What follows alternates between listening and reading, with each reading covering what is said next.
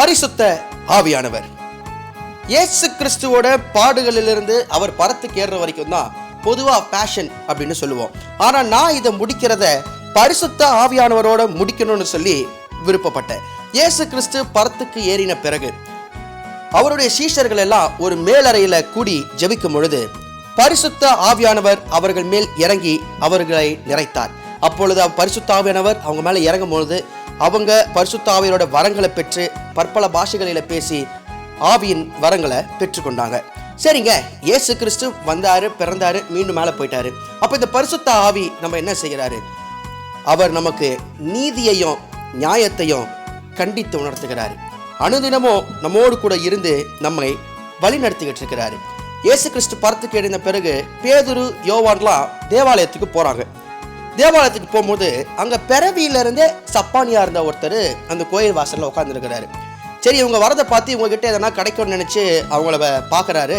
அப்ப பேதுரு சொல்றாரு, உனக்கு கொடுக்கறதுக்கு என்கிட்ட பொண்ணும் வெள்ளியும் இல்லை, ஆனா என்கிட்ட இருக்கிறத உனக்கு கொடுக்குறேன்னு சொல்லி இயேசுவின் நாமத்தில் நீ எழுந்து நடன்னு சொல்லி வலது கையை பிடிச்சி அவரை தூக்கி விட்டாங்க. இயேசு கிறிஸ்து மரித்து உயிர் தெழுந்ததினாலே அவர் எல்லாவற்றுக்கும் மேலான நாமத்தை பெற்றிருக்கிறார்னு சொல்லி வேதத்தில் வாசிக்கிறோம். அந்த இயேசுவின் நாமம், பரிசுத்த ஆவியின் வல்லமை, இவை அனைத்தையும் கொண்டு இன்னைக்கு நம்ம அவர் வழி நடத்திக்கிட்டே வராரு. ஆவியின் வரங்கள் 9 சொல்லியிருக்கு, ஆவியின் கனிகள் 9 சொல்லியிருக்கு. கேட்கிற எவனும் பெற்றுக்கொள்கிறான் என்று இயேசு சொல்லி போயிருக்கிறார். யோவேல் 2ஆம் அதிகாரத்தில் வாசிச்சோன்னு சொன்னா, இதோ மாம்சமான யாவர் மேலும் என் ஆவியை ஊற்றுவேன் என்று வேதத்துல சொல்லி இருக்கிறாங்க. இன்னைக்கு நம்மளுடைய வாழ்க்கையில நம்ம என்ன செய்யணும்? இந்த பரிசுத்த ஆவியானவருக்காக நாம அனுதினம் ஜெபம் பண்ணணும். ஆவியின் கனிகள் நம்மள பூரணப்படணும். ஆவியின் வரங்களை நம்ம பெற்றுக்கொள்ளணும். இவற்றை பெற்று நம்ம வாழும் பொழுது நம்முடைய வாழ்க்கை மிகவும் ஆசீர்வாதமாக, மற்றவர்களுக்கும் ஆசீர்வாதமாக கிறிஸ்து அவன் கிறிஸ்து அவள்னு சொல்றபடி நம்ம வாழ்க்கை அமையும். ஏன்னு சொன்னா இந்த ஆவியின் 9 கனிகள் வந்தாலே நம்ம முழு மனுஷனா இருக்கலாம். அன்பு, சந்தோஷம், சமாதானம், நீடிய பொறுமை, தயவு, நற்குணம், விசுவாசம், சாந்தம், இச்சை அடக்கம், இப்படிப்பட்ட காரியங்கள் ஆவியின் கனிகள் நம்மற்ற காணப்படும் பொழுது நாம அநேகருக்கு ஆசீர்வாதமாக இருந்து கிறிஸ்துவை பிரதிபலிக்கக்கூடியவர்களாக வாழ்வோம். இந்த பேஷன் சீரீஸ் முடிஞ்சாலும் பரிசுத்த ஆவியானவர் என்றும் நம்மோடு கூட இருக்கிறார். இயேசு கிறிஸ்து பிதாவினை நமக்காக வேண்டுதல் செய்து கொண்டு இருக்கிறார்.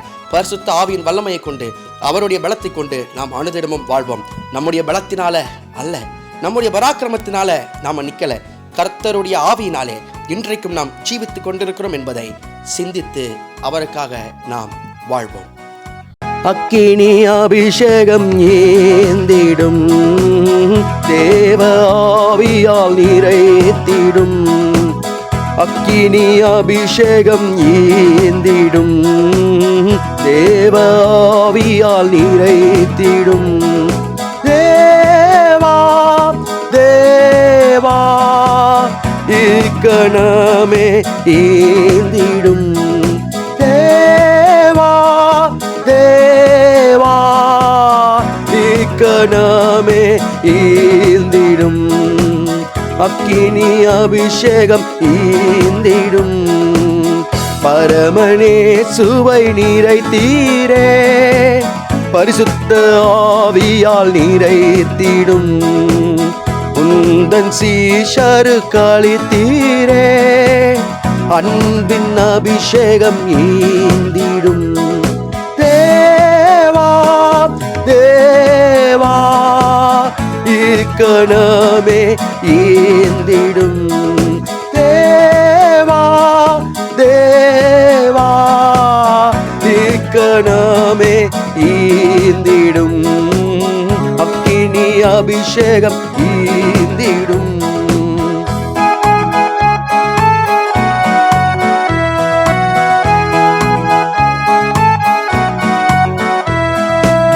சிம்சோன் கீதியோனை நிறைத்தீரே, கர்த்தரின் வல்லமையால் நிறைத்திடும்.